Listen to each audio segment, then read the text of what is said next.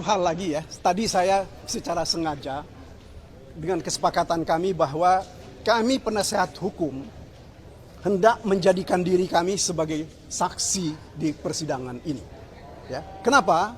Karena kami ingin mengikuti kegiatan yang dilakukan di dalam persidangan yang lalu, di mana penyidik menjadi saksi, penyelidik menjadi saksi, dan penyelidik menjadi ahli.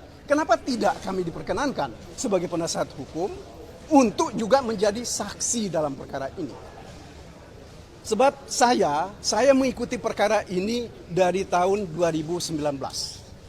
Ya, begitu banyak catatan yang saya baca mengenai persoalan ini. Makanya seperti saya sampaikan tadi, salah satu di antaranya yang tidak pernah jelas dan terang adalah surat perintah penyelidikan.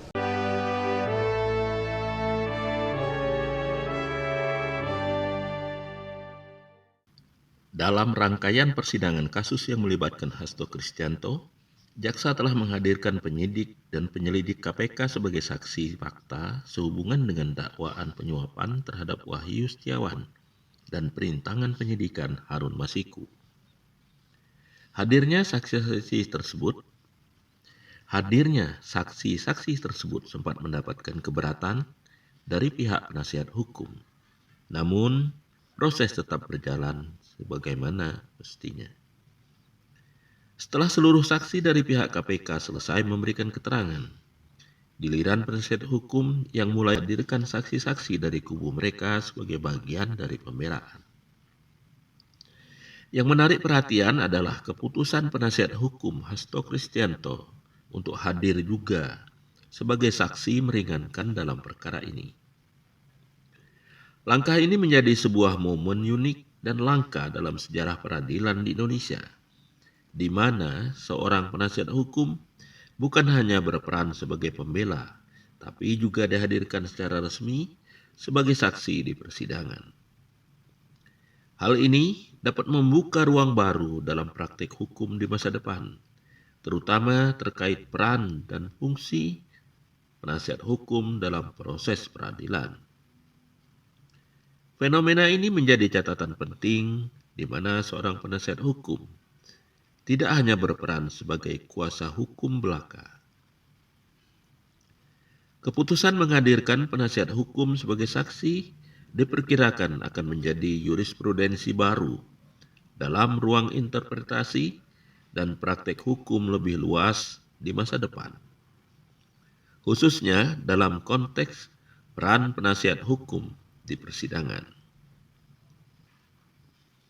Langkah ini menunjukkan dinamika pembelaan yang semakin kompleks dan strategi hukum yang inovatif dalam menghadapi proses peradilan, serta menegaskan pentingnya peran penasihat hukum tidak hanya sebagai pembela, tapi juga sebagai sumber keterangan yang dapat meringankan terdakwa. Keputusan atau tepatnya terobosan penasihat hukum ini tidaklah hadir begitu saja, melainkan sebagai bentuk pembalasan kepada pihak jaksa sebagaimana yang diterangkan oleh Magdir Ismail di awal tadi. Dalam sebuah proses peradilan, apapun itu, baik keterangan saksi, keterangan ahli, serta beberapa hal yang tersaji dalam persidangan akan bermuara pada keyakinan hakim setelah mengaitkannya dengan dasar hukum yang berlaku. Mari kita dengarkan paparan beberapa pemikiran dari penasihat hukum Hasto Kristianto setelah sidang pemeriksaan saksi ahli pekan lalu. Pernyataan yang berisi protes didasari pemahaman bahwa adanya upaya kompak dari pihak jaksa sedemikian rupa agar Hasto tetap bersalah. Demikian pemirsa, selamat menyaksikan. Terima kasih. Ini harus kita curigai bahwa ini ada permainan terkait dengan surat perintah penyelidikan ini. Bagaimana mungkin surat perintah penyelidikan itu ditandatangani oleh Agus Raharjo pada tanggal 20 Desember, ketika pada saat yang sama mereka itu serah terima jabatan. Ya. Itu satu. Kemudian yang kedua, mengenai kejadian apa yang mereka sebut kejadian penghalangan penyelidikan di PT IKA.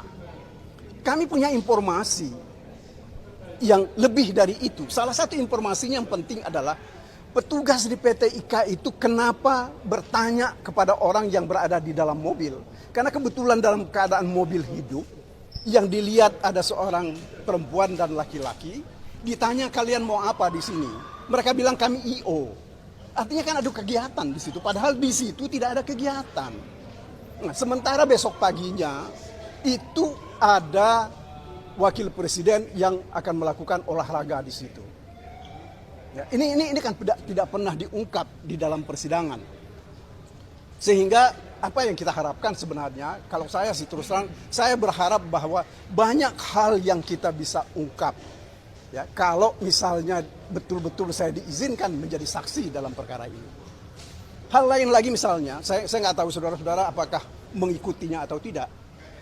Ya, yang penting juga dari perkara ini, ada satu perubahan keterangan dari Saiful, ya, terkait dengan uang dan lain-lain. Kalau saudara-saudara mau tahu, pada tanggal, saya lupa tanggalnya, Juni 2024, istrinya Saiful itu ketika dilakukan penggeledahan di rumahnya, ditemukan 2 pucuk pistol, senjata api, dengan amunisinya. Nah, ini yang kita dengar, ini dibarter. Ya, kalau dia mau menerangkan bahwa ada keterlibatannya Mas Hasto, maka perkara itu nggak dilanjutkan. Dan kita nggak pernah dengar perkara itu jalan. Ya. Nah ini yang juga perlu kami sampaikan.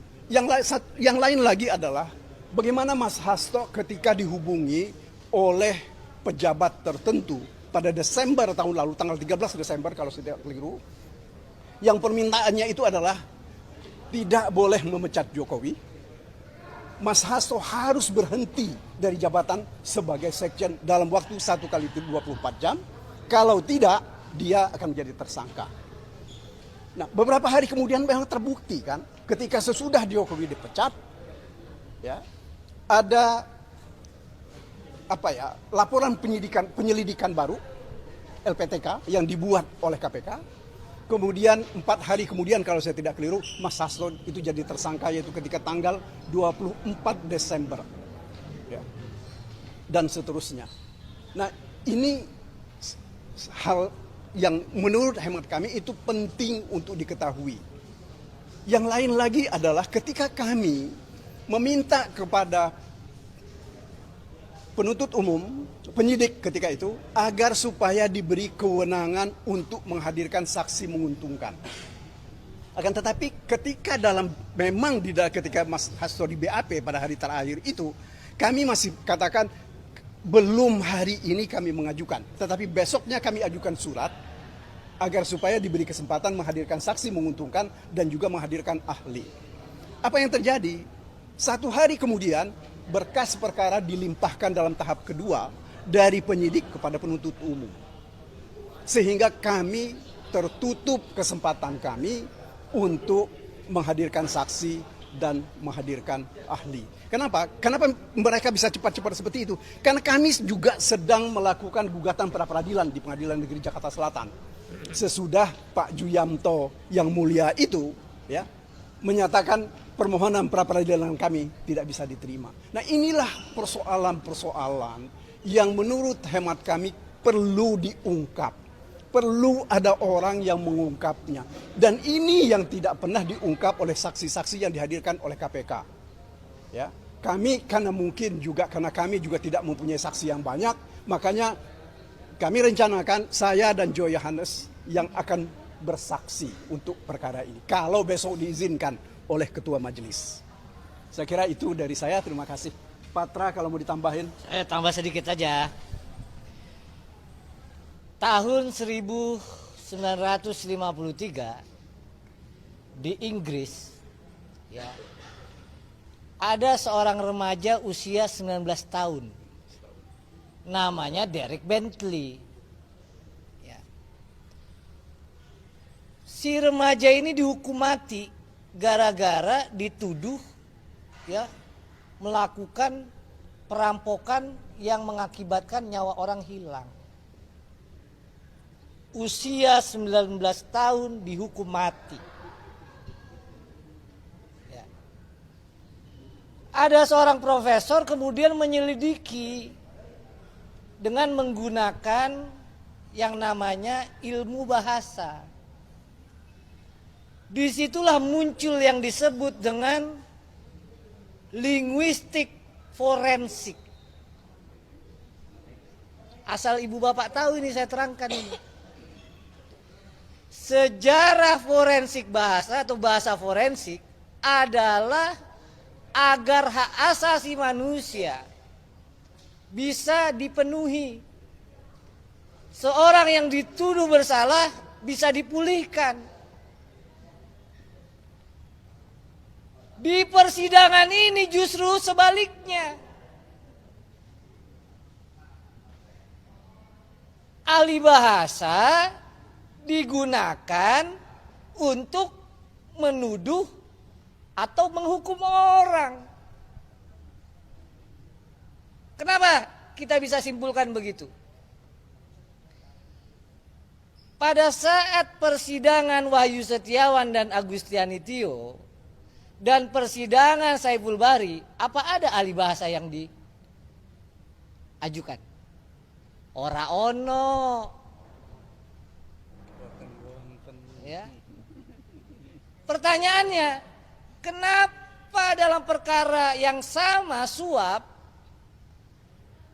kok penuntut umum hadirkan ahli bahasa yang sekali lagi analisis, penafsiran, penjelasannya hanya dasarnya BAP, berita acara pemeriksaan.